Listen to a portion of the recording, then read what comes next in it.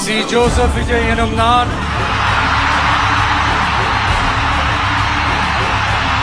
சட்டப்படி அமைக்கப்பெற்ற இந்திய அரசியல் அமைப்பின்பால் உண்மையான நம்பிக்கையும் மாறா பற்றும் கொண்டிருப்பேன் என்றும் இந்திய நாட்டின் ஒப்பில்லாத முழு முதல் ஆட்சியையும் ஒருமையையும் நிலை நிறுத்துவேன் என்றும் தமிழ்நாட்டு அரசின் முதலமைச்சராக